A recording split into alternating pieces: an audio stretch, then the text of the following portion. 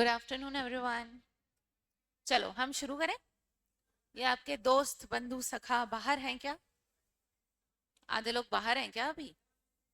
Mayank sir थे ना इसके पहले? उन्होंने अभी छोड़ा क्या आपको? कहाँ, 10 मिनट तो हो गए। जस्ट अभी छोड़ा, 5 मिनट पहले।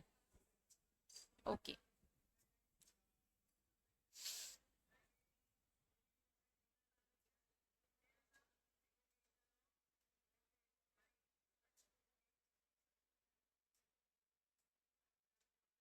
ओके चलो, हम क्या पढ़ रहे थे? इलास्टिसिटी पढ़ रहे थे अपन। झिलमिल कर रही हूँ मैं ऑनलाइन। Ah, it's okay. चलो, इलास्टिसिटी पढ़ रहे थे हम, है ना? इलास्टिसिटी में हमने दो तरीके की इलास्टिसिटी पढ़ ली थी। परफेक्टली इन इलास्टिक और परफेक्टली इलास्टिक। बताओ, परफेक्टली इन इलास्टिक में मेरी क्वांटिटी डिमांडेड चेंज होती है क्या? नहीं। और इलास्टिक में होती है चेंज? होती है। ठीक है। अब यहां पर एक सेकंड, इसको चालू होने में 2 मिनट का टाइम लगेगा। ठीक है, तब तक अपन थोड़ा और रिवाइज कर लेते हैं। अच्छा, किसका ग्राफ? अच्छा, मैं आपको कह रही हूँ मुझे ग्राफ बना के बताओ परफेक्टली इन इलास्टिक का, और मुझे बताओ वो ग्राफ कैसा बन रहा है। नहीं, आंसर जीरो आ रहा है। ग्राफ ग्राफ बनाना है, कर्व बनाना है। कर्व कैसा बनेगा? Vertical straight line parallel to Y axis. और परफेक्टली इनइलास्टिक का कैसा बनेगा? Horizontal line and parallel to X axis. इसको याद रखना, इंपॉर्टेंट है। ठीक है, ओके। अब यहां पर एक और चीज जो हमको यहाँ पे देखनी है। अरे शुरू हो जा।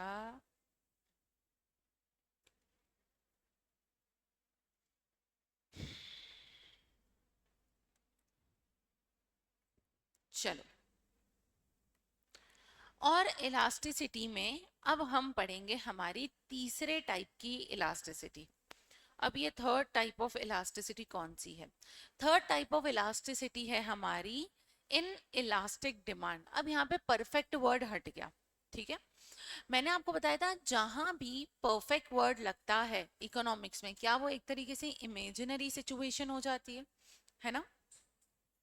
अब इन इलास्टिक डिमांड क्या बोलता है कि भाई प्राइस में ज्यादा चेंज आएगा लेकिन क्वांटिटी डिमांडेड में कम चेंज आएगा। अब इसका मतलब क्या? पहले हमने पढ़ा प्राइस में चेंज, क्वांटिटी डिमांडेड में कोई चेंज नहीं।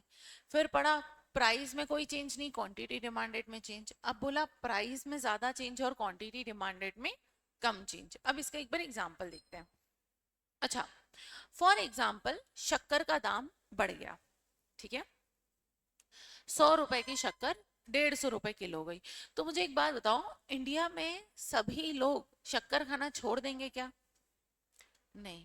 क्या 80-90% शक्कर खाना छोड़ेंगे क्या? नहीं। क्या 10-20% शक्कर खाना छोड़ सकते हैं कि भाई 100 रुपए की 150 रुपए हो गई, इससे अच्छा मैं गुड़ यूज कर लूंगा?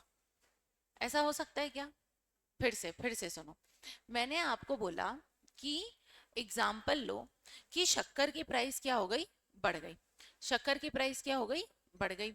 अब जब शक्कर की प्राइस बढ़ गई तो ऐसा हो सकता है कि प्राइस ज्यादा से बढ़ी, मतलब 100 रुपए की शक्कर 150 रुपए की हो गई। तो क्या ऑलमोस्ट 50 रुपए एक बार में बढ़ गए शक्कर पे? हाँ, बढ़ गए। अच्छा, अब दूसरा पॉइंट, अगर शक्कर 100 से 150 रुपए किलो हो गई तो ऐसा तो नहीं होगा कि हर कोई शक्कर खाना बंद कर देगा, है ना? ऐसा भी नहीं होगा कि 90% 80% लोग शक्कर खाना बंद कर देंगे। लेकिन ऐसा तो हो सकता है ना कि 10-20% शक्कर खाना बंद कर दे और बोले कि अब से हम गुड़ खाना शुरू कर देंगे। ऐसा हो सकता है कि नहीं? मतलब प्राइस में ज्यादा चेंज हुआ लेकिन मेरे क्वांटिटी डिमांडेड में कम चेंज हुआ। समझ में आया? जहां पे ये लोग डिसाइड करते हैं कि उनको ज्यादा खरीदना है कि कम। इसका जो कर्व होता है, डिमांड कर्व, वो होता है स्टीपर। अब ये स्टीपर का मतलब क्या? जैसे अब एग्जांपल में देखो, प्राइस 10 से 20 रुपए हो गई। बताओ कितने का चेंज आया प्राइस में? 10 का। लेकिन देखो क्वांटिटी डिमांडेड में कितने का चेंज आया? 38 से 40। सिर्फ कितने का चेंज आया क्वांटिटी डिमांडेड में? 2 रुपए का चेंज आया, मतलब 2 यूनिट का चेंज आया। जब 10 रुपए से प्राइस बढ़ी तो कितनी यूनिट का चेंज आया? 2 यूनिट का चेंज आया। इसको हम बोलते हैं इन इलास्टिक डिमांड, मतलब ना के बराबर क्वांटिटी में चेंज आना। ठीक है, इन इलास्टिक मतलब कुछ चेंज नहीं आना। यहाँ पे इन इलास्टिक डिमांड का मतलब है ना के बराबर क्वांटिटी डिमांडेड में चेंज आना। इतना समझ में आया? ओके, एक बार ये क्वेश्चन सॉल्व कर सकते हो क्या आप, प्राइस और क्वांटिटी डिमांडेड का? इसमें सारे आपको न्यूमेरिकल्स ही आएंगे।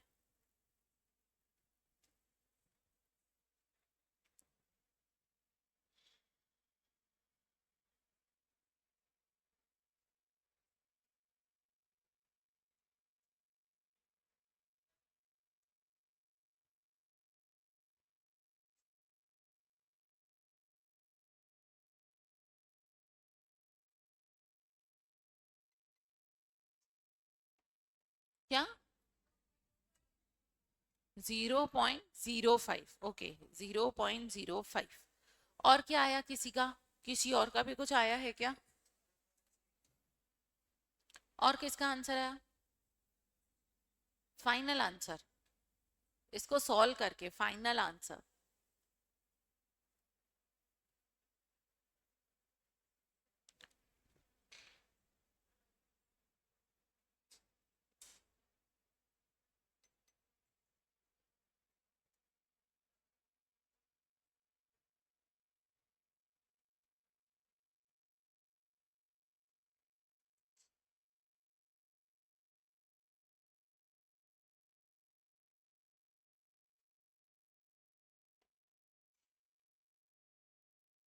और क्या आया? पहला तो है 0.05, और क्या आया? 0.06, ओके। 4, 64, 0.064, ओके। और किसी का आया इधर?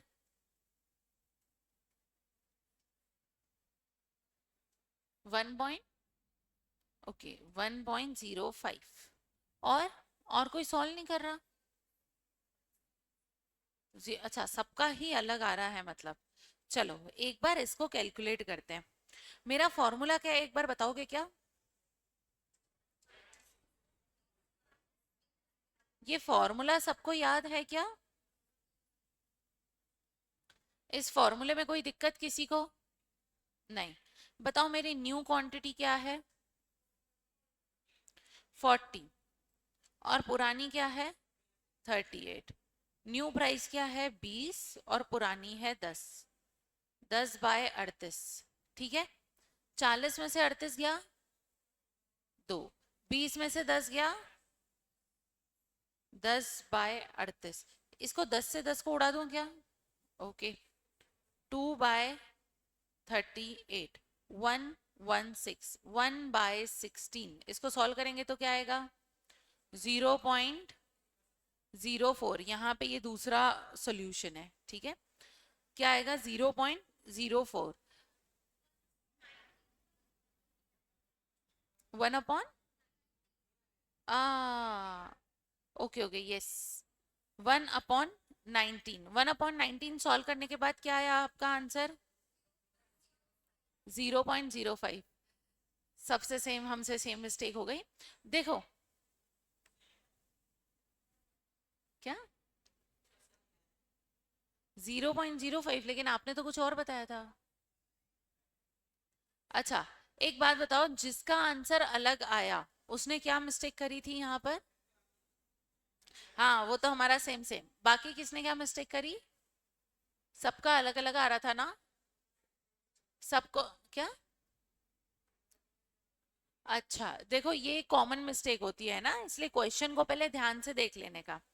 अब देखो, इसके आगे की बात जो हमको समझनी है, यहाँ पर हमेशा जो आपका आंसर आए, बातें मत करो। यहाँ पे जो आंसर आएगा वो हमेशा 1 से छोटा और 0 से ज्यादा आएगा। मैंने बोला आंसर हमेशा 0 से बड़ा आएगा, मतलब बताओ मेरा आंसर कभी माइनस में आ सकता है क्या? नहीं, मैंने बोला आंसर हमेशा हमेशा 1 से छोटा आएगा। तो बताओ आंसर हमेशा पॉइंट में आएगा मेरा। मतलब जब भी आप इन इलास्टिक डिमांड कैलकुलेट करोगे तो आपका आंसर हमेशा 0 और 1 के बीच में आएगा। ठीक है, तो ये एक चेक पॉइंट होता है। अब आपके एग्जाम, स्कूल के एग्जाम्स के लिए तो आपको ये पूरा सॉल्व करना होगा, ये बात तो पक्की है। लेकिन सीए में, सीए फाउंडेशन में अपन क्या करते हैं, जैसे हमको पता है इन इलास्टिक डिमांड, मतलब इसका आंसर जो है वो 0 से 1 के बीच में आएगा। तो कभी कभी आपको पता है ऑप्शन कैसे दिए होते हैं। जैसे एक ऑप्शन दिया होता है 1, बी ऑप्शन है 1.5, सी ऑप्शन है -2 और डी ऑप्शन है 0.05। अब पता है ये इन इलास्टिक डिमांड का क्वेश्चन है, क्वेश्चन ही बोलता है कि कैलकुलेट इन इलास्टिक डिमांड। अब मुझे पता है इसका आंसर 0 और 1 के बीच में ही आ सकता है। तो अब मैं इसको कैलकुलेट करने में टाइम वेस्ट नहीं करूंगी। मुझे पता है इसको कैलकुलेट करने के बाद आंसर मेरा 0 में ही आएगा। लेकिन अब इन सब में 0.0 समथिंग कुछ ऑप्शन दिया होता तो मुझे सॉल्व करना ही पड़ता कि एग्जैक्ट आंसर है कौन सा। लेकिन अगर ऑप्शन ही ऐसा दिया हुआ है जो आराम से नॉकआउट हो सकता है, तो हम उन सारे ऑप्शंस को नॉकआउट करके करेक्ट आंसर को टिक मार्क करते हैं। ठीक है, यहां तक सबको समझ आया? मुझे बताओ, परफेक्टली इन इलास्टिक का आंसर हमेशा क्या आता है? 0। और उसके बाद परफेक्टली इलास्टिक का आंसर क्या आता है? Not defined, infinite. और अब इन इलास्टिक डिमांड का आंसर क्या आता है? 0 और 1 के बीच में। अब इसी का उल्टा, इलास्टिक चेंज। देखो, आप थोड़ा ध्यान से देखना, हम पहले कुछ पढ़ते हैं फिर उसका उल्टा हो जाता है। परफेक्टली इन इलास्टिक का उल्टा परफेक्ट इलास्टिक, अब इन इलास्टिक का उल्टा इलास्टिक। ठीक है, अब इसके पहले मैंने आपको बताया था कि प्राइस में बहुत चेंज होता है, लेकिन क्या मेरे क्वांटिटी डिमांडेड में चेंज था तो सही, लेकिन ना के बराबर। लेकिन अब यहाँ पर इलास्टिक चेंज में क्या हो रहा है कि मेरे प्राइस में जो है लेस चेंज हो रहा है, कम चेंज हो रहा है, लेकिन मेरे क्वांटिटी डिमांडेड में जो चेंज है वो ज्यादा हो रहा है।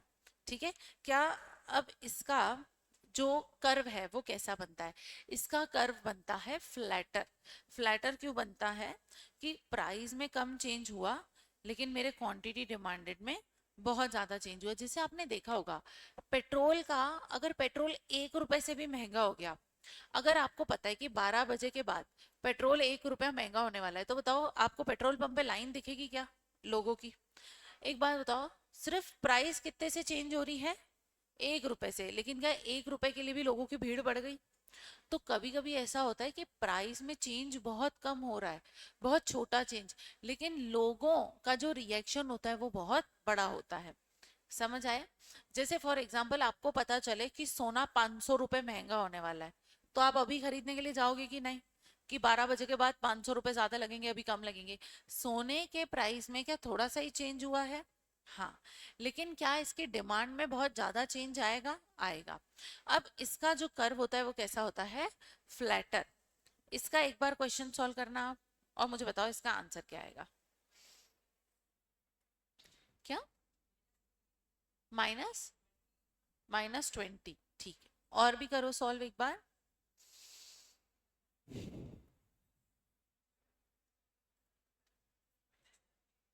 -20 सॉल्व करा कि उसका सुन के ही बोल दिया बस? -20। ठीक है, और बताओ, इधर बताना सब। -20। ठीक है, -20। क्या सबका आंसर -20 आ रहा है? अच्छा, अब मुझे एक बात बताओ, यहाँ पे माइनस का साइन नहीं लगा हुआ है, क्या -20 आ रहा है सबका आंसर? एक बार देखना फिर से। अरे यार, रुको रुको रुको। हम्म,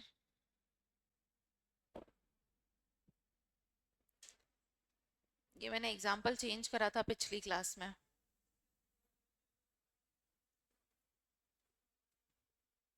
अब सॉल्व करो। अब सॉल्व करो इसको और मुझे बताओ आंसर क्या आ रहा है।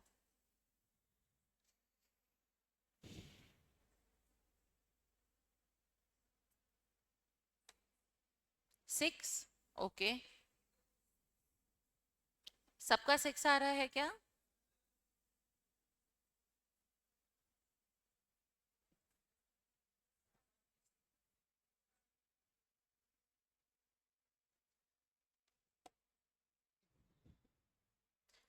सबका आंसर 6 आ रहा है क्या? एक बार इसको सॉल्व करते हैं। Q2 minus Q1, P2 minus P1। किसका आंसर नहीं आ रहा है या किससे ये क्वेश्चंस नहीं बन रहे हैं अभी भी? ऐसा कोई है क्या? ओके। 8 - 20, 9 - 10, 10/20, 1 और 2। ठीक है, 8 - 20 कितना हो गया?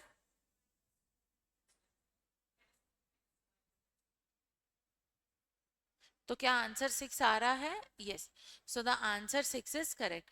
तो याद रखना, अब इसका जो आंसर होता है वो हमेशा more than one but less than infinite होता है। बताओ इन्फिनाइट कब होता है? जब डिनोमिनेटर में जीरो आ जाता है।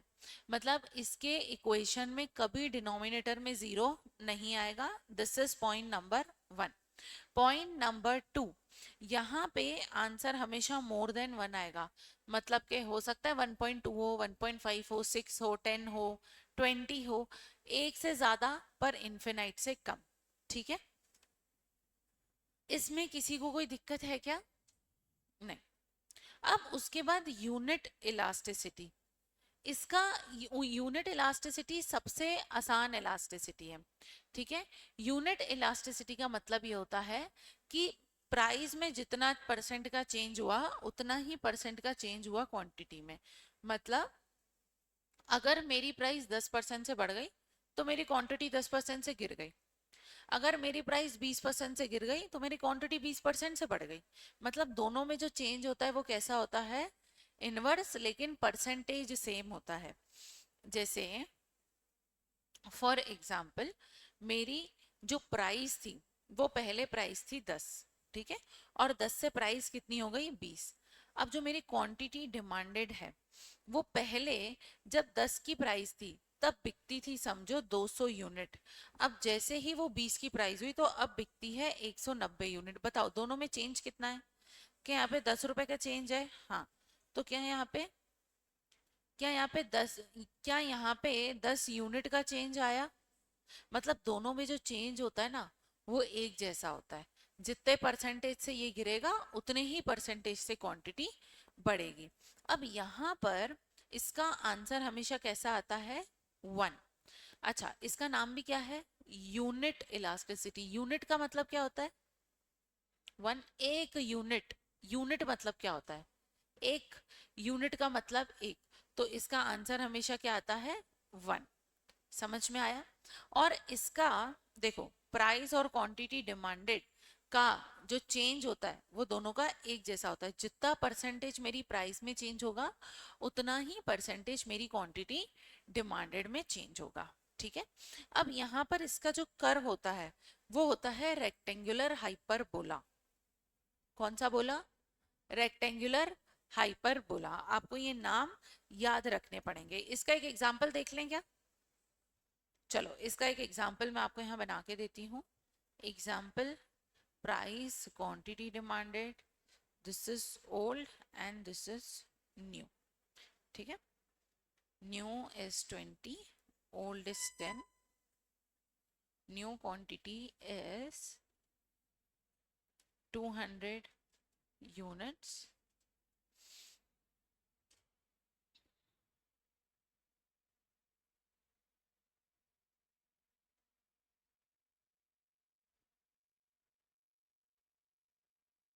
एक बार ये बताना मुझे सॉल्व करके।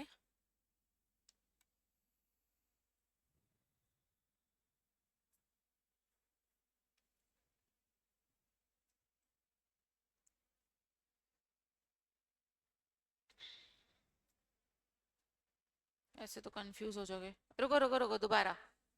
पहले सही लिखा हुआ था, 200 400 यूनिट। कुछ नहीं, आपके माइनस के साइन का फर्क आया है बस।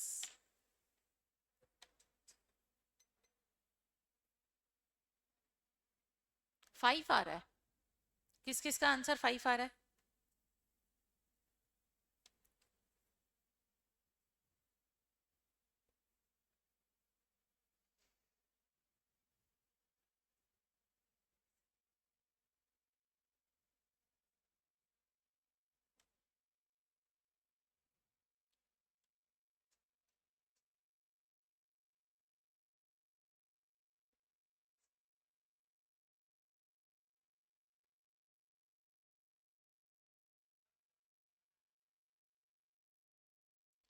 फाइव कैसे आ गया था?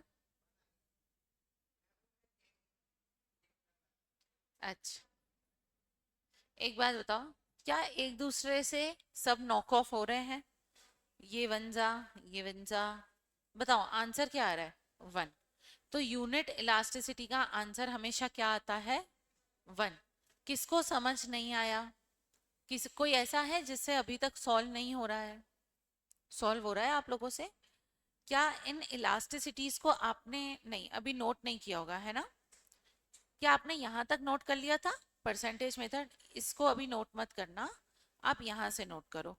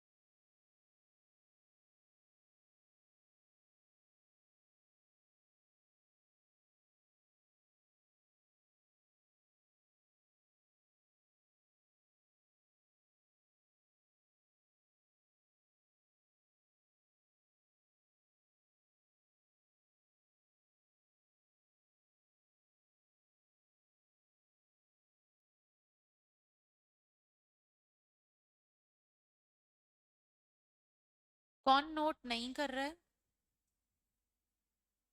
रीजन बीइंग, फोटो ले लो। फिर घर पे ही नोट कर लेना, नो इश्यूज।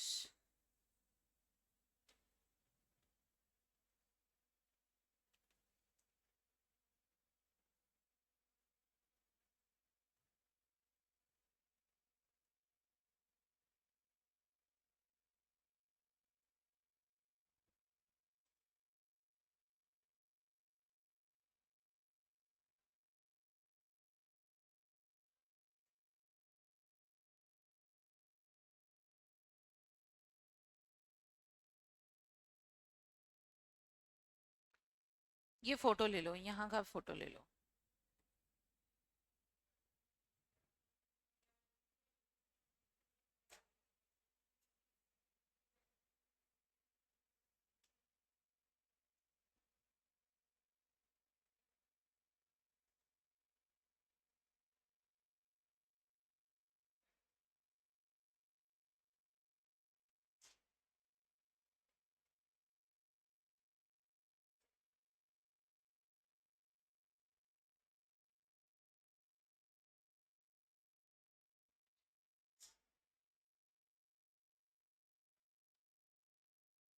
फोटो ले लिया क्या इसका भी?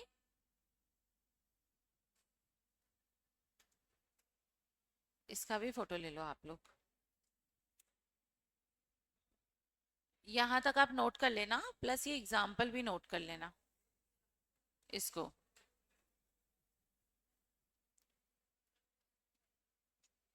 ठीक है, देखो अब इसके बाद,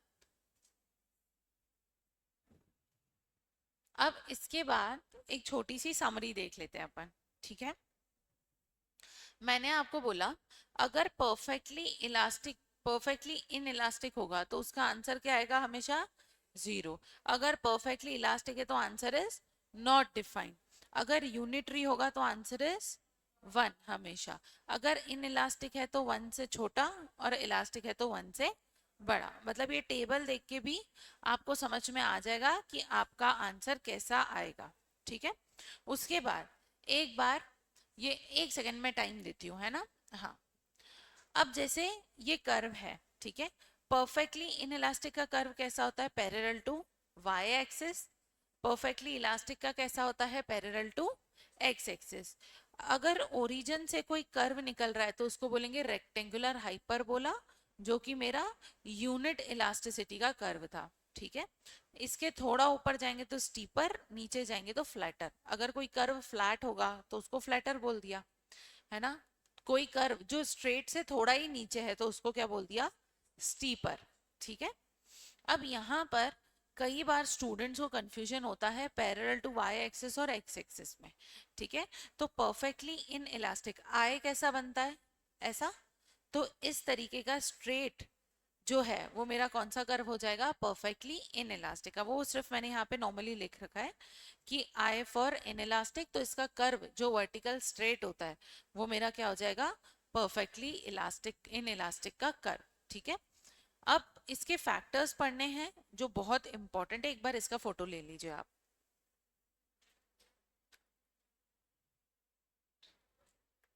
थोड़ा सा ऊपर।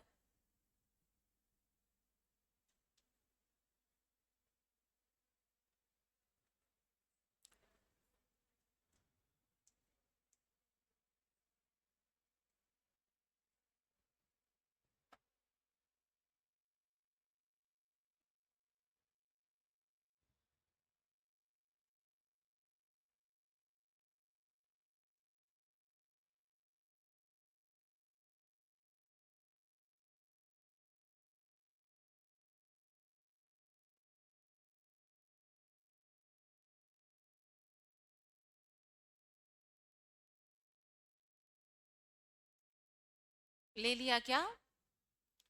चलो, अब इसके कुछ फैक्टर्स हैं।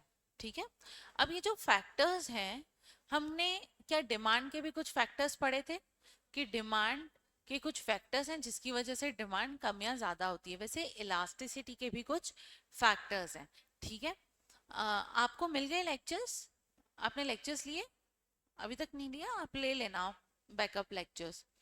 चलो, अब यहाँ पर फैक्टर्स और डिटर्मिनेंट्स, यहाँ पर इलास्टिक और इन इलास्टिक की बात बोलिए। बताओ इलास्टिक का मतलब क्या होता है?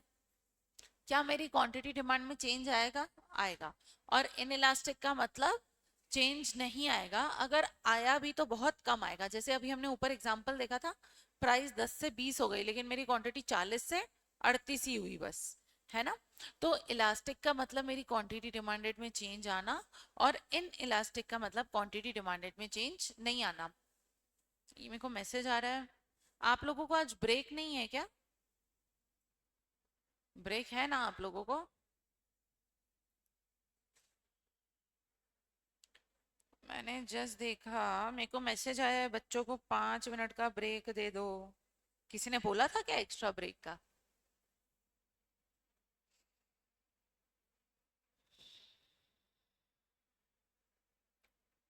हाँ, आपका ब्रेक का है आज? अकाउंट्स, इको, बीएस और मैथ। 15 मिनट का ब्रेक है, लेकिन मुझे आया है कि बच्चों को अभी छोड़ दो आप। बच्चों को थोड़ा लंबा ब्रेक देना है। पता नहीं। चलो फिर इसके फैक्टर्स अपन कल देख लेंगे, है ना?